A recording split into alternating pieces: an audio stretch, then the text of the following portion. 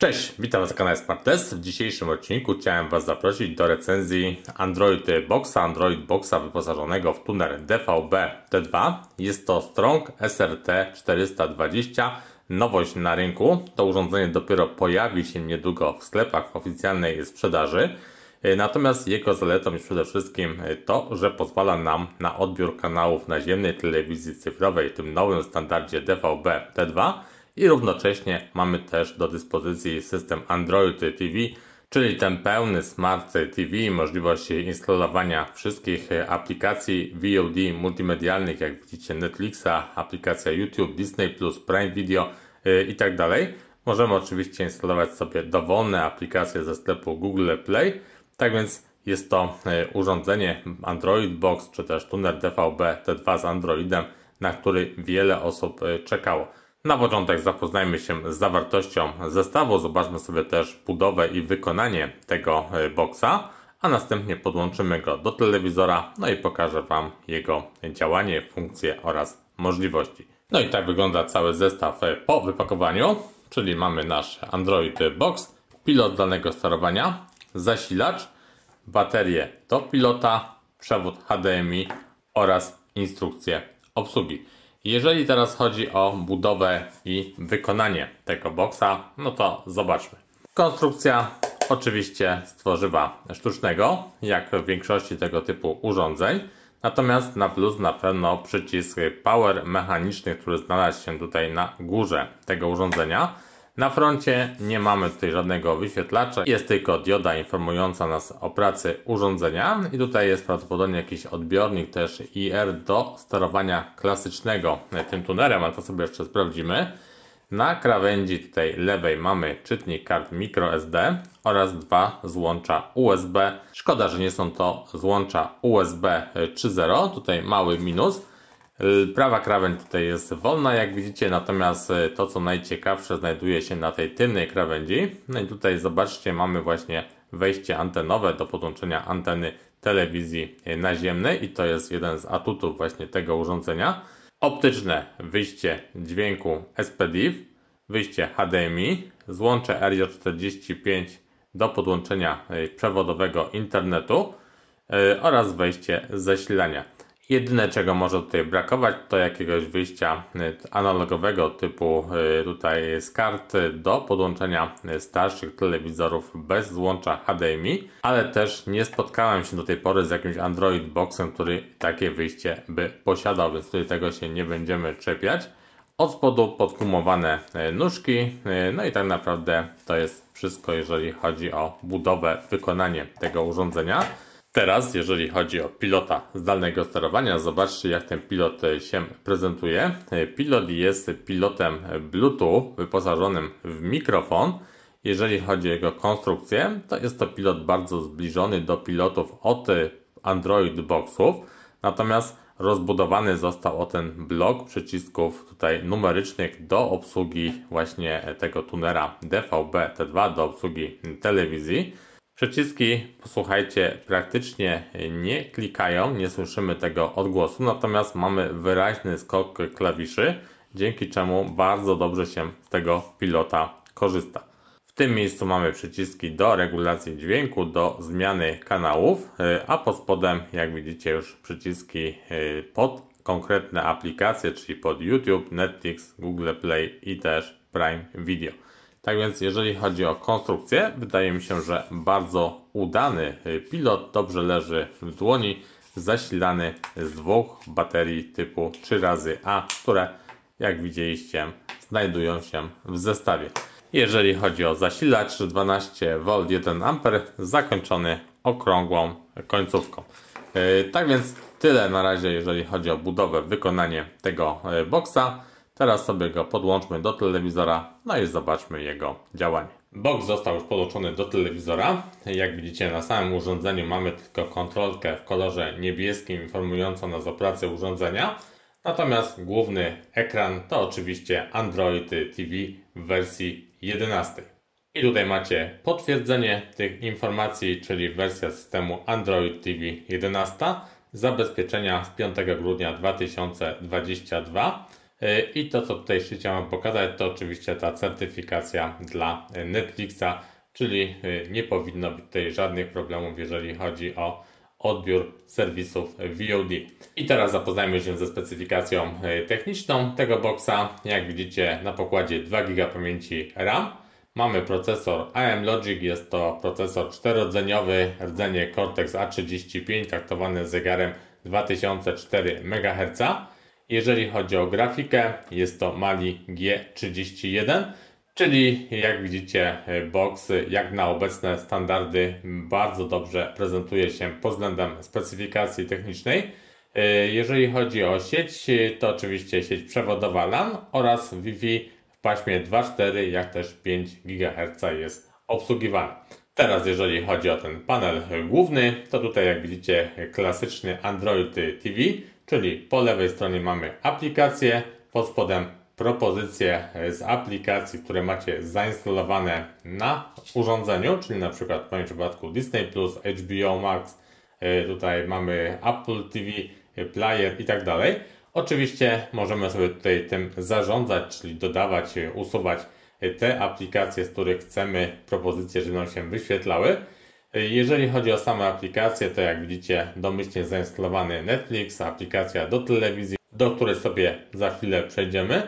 Mamy Prime Video, Disney+, YouTube, to są takie standardowe aplikacje, natomiast sobie doinstalowałem kilka dodatkowych serwisów VOD i zobaczcie, bez problemu udało mi się zainstalować na przykład HBO Max, Pilota WP, mamy też Playera, o którego bardzo często pytacie. Oczywiście działa też aplikacja Kodi, więc tak naprawdę wszystkie aplikacje VOD będą Wam działały. Dla przykładu pokażę Wam działanie kilku aplikacji VOD. To jest oczywiście Disney+, zobaczcie, obsługa wszystko pilotem zdalnego sterowania, pilot Bluetooth, więc nie musimy nim celować w urządzenie. I jak widzicie, bardzo łatwe sterowanie, wybieranie materiałów wideo, bardzo łatwe zarządzanie tymi materiałami wideo, no i też odtwarzanie tych materiałów. Nie ma z tym najmniejszego problemu. Podobnie działa to na pozostałych serwisach VOD. Oczywiście, jeżeli chodzi tutaj o taką obsługę w serwisie, to oczywiście możemy przewijać materiał do przodu, do tyłu. Możemy też wejść w ustawienia i na przykład zarządzać ścieżkami dźwiękowymi, napisami, więc obsługa tak jak w każdym systemie Android TV i jak widzicie działa to bez problemu. Podobnie wygląda to, jeżeli chodzi o aplikację HBO Max. Tutaj też jak widzicie bardzo proste sterowanie, wybieranie materiału wideo, odcinków, bardzo łatwe zarządzanie. I może jeszcze aplikacja Player. Zobaczcie, tak wygląda sterowanie, poruszanie się po tej aplikacji, więc też jak widzicie nie ma z tym żadnych problemów. Wszystko działa szybko, płynnie, sprawnie, tak jak powinno działać w dobrej jakości boxie TV. Oczywiście aplikację instalujemy bezpośrednio ze sklepu Google Play. No i zobaczcie, jest to sklep pod Android TV, w którym znajdziemy wszystkie najbardziej popularne aplikacje, które nas mogą interesować, czyli aplikacje VOD, multimedialne, ale też oczywiście jakieś gry wideo, aplikacje odnośnie rozrywki i tak dalej, wszystko podzielone na kategorie. Tak więc myślę, że każdy tutaj znajdzie coś dla siebie. Zobaczcie aplikację CDA od Kanał Plus, Polsat Go. To wszystko bez problemu jesteście w stanie na tym boxie sobie zainstalować. Teraz jeżeli chodzi o aplikację YouTube, no to zobaczcie, sama aplikacja, oczywiście też sterowanie, wyszukiwanie materiałów, zarządzanie aplikacją bardzo proste. Tutaj jest dokładnie tak jak w każdym systemie Android TV, jak też w telewizorach ze Smart TV. Natomiast chciałem Wam pokazać tutaj kwestię wyszukiwania materiałów, czyli wchodzimy w opcję szukaj i możemy to wyszukiwać albo ręcznie z klawiatury, albo też głosowo za pomocą tego mikrofonu. No i zobaczmy, wyszukamy właśnie tutaj na przykład jakieś filmy z kodekiem AV1. I jak widzicie, od razu takie materiały mi się wyszukały. Wyszukałem ten kodek AV1 dlatego, żeby Wam pokazać, że box potrafi obsługiwać właśnie ten kodek. Tutaj sobie może jeszcze weźmy do statystyk. Ustawimy sobie tutaj statystyki dla nerdów. No i teraz zobaczcie, mamy tutaj obsługę kodeka AV1, rozdzielczość 4K przy 60 klatkach na sekundę i jak widzicie pełna płynność odtwarzania, świetna jakość obrazu, tak więc działa to naprawdę świetnie. Na boksie możecie sobie też zainstalować jakąś przeglądarkę internetową. Jest kilka do wyboru w sklepie. Ja tutaj korzystam z takiej przeglądarki Browse Here. No i zobaczcie, jak ona wygląda. Możemy tutaj bardzo łatwo sobie wybierać jakieś zakładki ze stronami, których najczęściej korzystacie, lub też oczywiście wyszukiwać takie strony ręcznie. I jak widać, bez problemu też taka przeglądarka na takim boksie działa, czyli możemy sobie przeglądać internet na naszym telewizorze, zarządzając oczywiście pilotem zdalnego sterowania.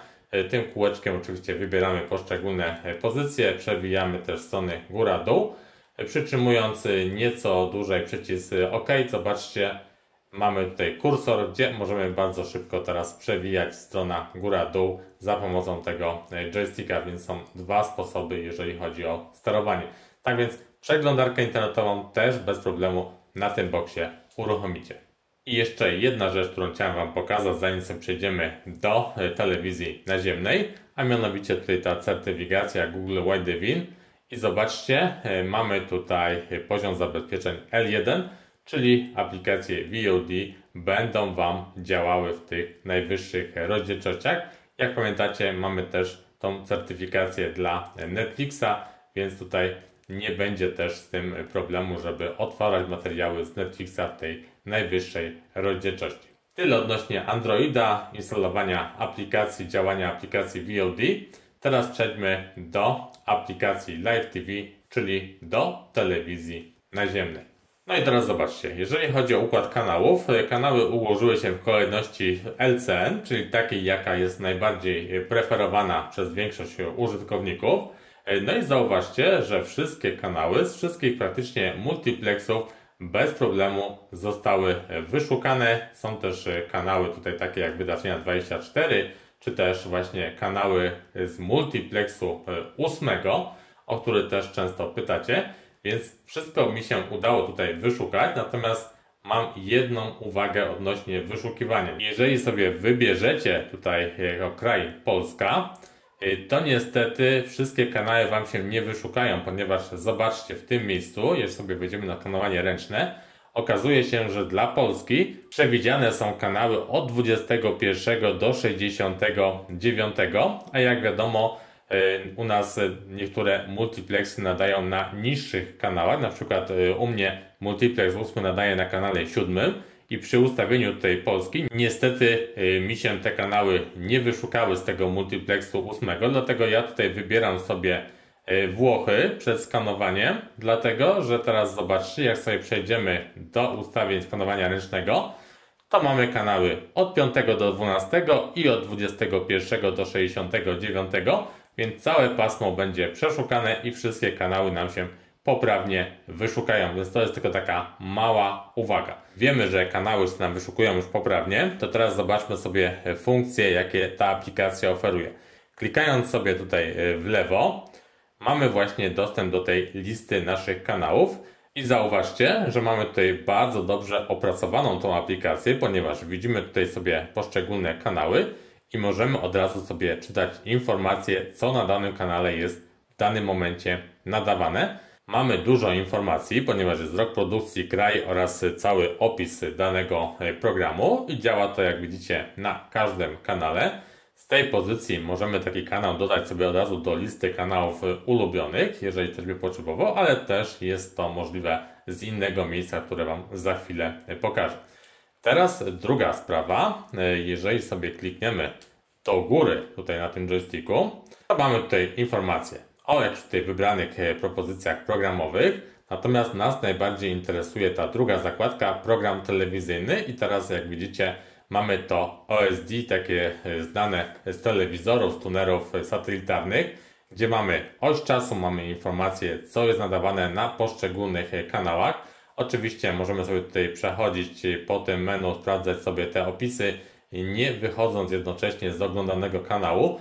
więc jak widzicie świetnie dopracowane, znacznie lepiej niż w tunerach DVB T2, takich prostych, które możecie dostać na rynku.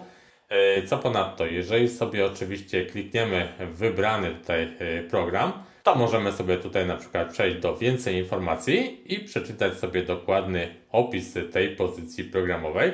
Jednocześnie cały czas pamiętajmy, że mamy pod spodem oglądany kanał. Tak więc jak widzicie, bardzo dopracowane to OSD i jeżeli sobie podłączymy pendrive'a, to będziemy sobie mogli też programować nagrania danych pozycji, czyli sobie nagrywać materiały z telewizji właśnie na taki dysk zewnętrzny, czy też po prostu pendrive'a. Teraz tutaj widzicie, kolejna zakładka to są listy kanałów ulubionych. Jest ich tutaj 5 i po prostu wybieramy sobie jakąś tutaj listę, na przykład drugą i dodajemy sobie jakieś kanały do tej listy kanałów ulubionych.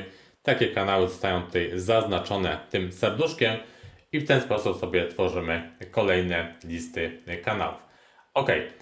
Zakładka preferencje, czyli właśnie wyszukiwanie kanałów, edycja kanałów. Możemy oczywiście sobie przenosić te kanały na liście, zmieniać ich nazwy, usuwać, oznaczyć kanały kodowane i tak dalej. Tutaj też to sortowanie po LCN.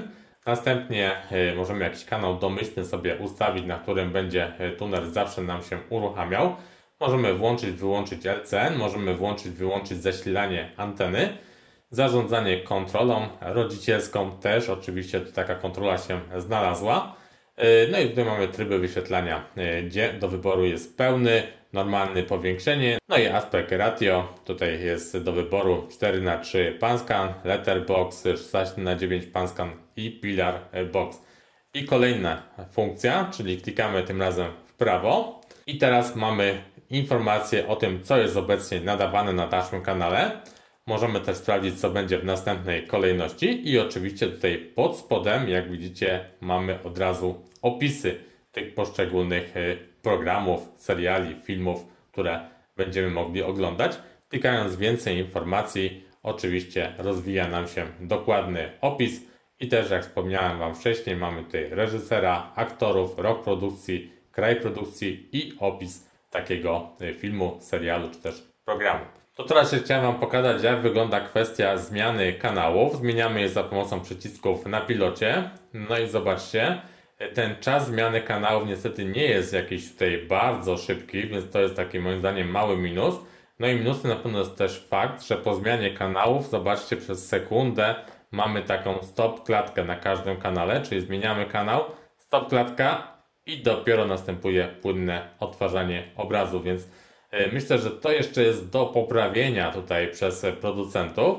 Natomiast co do pozostałych funkcji, to jak widzieliście, naprawdę świetnie dopracowana aplikacja, bardzo przejrzysta, z dużą ilością informacji. No i też jeżeli chodzi o jakość wyświetlanego obrazu, no to muszę Wam powiedzieć, że rzeczywiście ten tuner bardzo dobrze sobie z tym wyświetlaniem obrazu radzi i ten obraz jest naprawdę bardzo dobrej jakości. To jeszcze może sobie zobaczcie działanie funkcji Time Shift, czyli przyciskamy przycisk tutaj do dołu. No i możemy sobie oczywiście materiał wideo zatrzymać i następnie otworzyć go dalej. I jeżeli chodzi o tutaj zarządzanie materiałem, to zobaczcie, mamy tam oś czasu. Możemy przewijać tutaj do pozycji bieżącej lub też cofnąć na przykład do początku programu, do momentu, kiedy włączyliśmy funkcję Time Shift oraz nagrywanie materiału wideo. Zmiana kanału powoduje wyłączenie funkcji Time Shift i ten Time Shift nie działa tutaj automatycznie, czyli nie włączy nam się sam, tylko musimy go znowu włączyć sobie ręcznie, jeżeli oczywiście będziemy chcieli z niego korzystać, czyli zatrzymujemy materiał, rusza zapis, jak widzicie, no i później będziemy mogli sobie tu oczywiście już cofać, przewijać do przodu, do tyłu materiał od momentu, w którym go zatrzymaliśmy. I teraz kończąc temat telewizji naziemnej, chciałem Wam powiedzieć jeszcze o jednej bardzo ważnej rzeczy, a mianowicie, jak pamiętacie, przy skanowaniu kanałów, żeby wszystkie kanały Wam się poprawnie wyszukały, to tutaj sugerowałem ustawić Wam kraj Włochy. I oczywiście, jeżeli chcecie kanały wyszukać, to ustawiamy Włochy, skanujemy automatycznie i wszystkie kanały nam się wtedy poprawnie wyszukują. Natomiast po zakończonym skanowaniu musimy z powrotem w tym miejscu wrócić do ustawień Polska. Dlaczego? Ponieważ dla Włoch nie ma możliwości nagrywania kanałów na dyski zewnętrzne, nagrywania programów, czyli jeżeli mamy ustawioną Polskę, to teraz na przykład klikając na jakąś tutaj pozycję programową mamy opcję nagraj. Natomiast jeżeli jesteśmy na przykład w trybie ustawień Włochy, wówczas tej ikonki tutaj po prostu nie ma. Jest to spowodowane tym, że we Włoszech nie można nagrywać żadnych programów z telewizji na dyski zewnętrzne. Po prostu tego przepisy, prawo włoskie zabrania. Dlatego ta funkcja wtedy byłaby nieaktywna. Nie mielibyście możliwości nagrywania materiałów wideo. Więc pamiętajcie, że jeżeli chcecie nagrywać materiały wideo, to najpierw ustawiamy kraj Włochy, wyszukujemy kanały, a następnie zmieniamy z powrotem na Polska, żeby się nam ta opcja nagrywania pojawiła. Tyle odnośnie telewizji naziemnej. Teraz sobie wróćmy jeszcze na moment do naszego Androida i tutaj na koniec chciałem Wam pokazać jeszcze działanie funkcji Chromecast. Czyli mamy nasz smartfon, który działa w tej samej sieci Wi-Fi co boxy Strong SRT 420. Wchodzimy na przykład do aplikacji YouTube na telefonie, klikamy udostępnij ekran, przesyłaj na 4K Hybrid STB i zobaczcie, od razu materiał zostanie wyświetlony na naszym telewizorze. Czyli w ten sposób możemy sobie tutaj wyświetlać materiały, odtwarzać materiały wideo bezpośrednio z telefonu na naszym telewizorze. Podobnie to działa, jeżeli chodzi o przesyłanie zdjęć. Wchodzimy w galerię, udostępnianie zdjęć i od razu, jak widzicie, to samo mamy na naszym telewizorze, co na ekranie naszego telefonu. Tak więc, jak widzicie, funkcja Chromecast również w przypadku tunera Strong SRT 420 działa poprawnie. I to by na dzisiaj było tyle, jeżeli chodzi o tą recenzję boxa Strong SRT 420. Jak widzicie, urządzenie pracuje pod kontrolą Androida w wersji 11. Posiada bardzo dobrą specyfikację techniczną. Działają wszystkie aplikacje VOD typu Netflix, Prime Video, Disney+, HBO Max itd. Mamy też możliwość korzystania z przeglądarki. Jest też dostęp do sklepu Google Play, dzięki czemu możemy instalować sobie tutaj aplikacje zewnętrzne, takie jakie będą nam oczywiście odpowiadały. No i mamy tą świetną aplikację Live TV do odbioru kanałów naziemnej telewizji cyfrowej. Jak widzieliście, aplikacja bardzo rozbudowana, bardzo dobre OSD, menu ekranowe, EPG i tak dalej. Wbudowany tuner bez problemu wyszukuje wszystkie kanały dostępne w Polsce, kanały telewizyjne. Mamy też świetną jakość obrazu. Natomiast jeżeli chodzi o minusy tej aplikacji Live TV, no to chyba jedynie konieczność zmiany regionu, na przykład na Włochy przy wyszukiwaniu kanałów, a następnie powrót do regionu Polska. No i ten czas zmiany kanałów, który mógł być tutaj nieco szybszy, bez tej takiej stop klatki sekundowej po każdej zmianie kanałów. To są jedyne rzeczy, do których tak naprawdę można by się było przyczepić. Bardzo dobry pilot zdalnego sterowania z bardzo łatwą obsługą. No i działa też tutaj wyszukiwanie głosowe poprzez asystenta Google, który rozpoznaje tutaj naszą mowę. Czyli możemy sobie bardzo łatwo tutaj wyszukiwać też materiały w ten sposób. I działa też funkcja Chromecasta, co też mieliście okazję zobaczyć. Tak więc jeżeli szukacie Android Boxa z tymi wszystkimi funkcjami Smart TV, dodatkowo wyposażonego właśnie w tuner DVB-T2 do odbioru telewizji naziemnej w tym nowym standardzie, no to myślę, że tutaj Strong SRT 420 może być jedną z najciekawszych na chwilę obecną propozycji. Nie znam jeszcze ceny tego boxa, ile on będzie kosztował w Polsce. Zobaczymy też, jak będzie z dystrybucją. Być może będzie dostępny jedynie w sklepie Amazon ze względu na to, że nie mamy tutaj w tym tunerze DVB-T2 funkcji HBB TV, a to, jak wiecie, jest wymagane w Polsce do legalnej sprzedaży tego typu urządzeń. Natomiast na pewno będzie dostępny w sklepie Amazon i będziecie mogli sobie go bez problemu zamówić i później już cieszyć się tą pełnią funkcji, jakie ten box oferuje.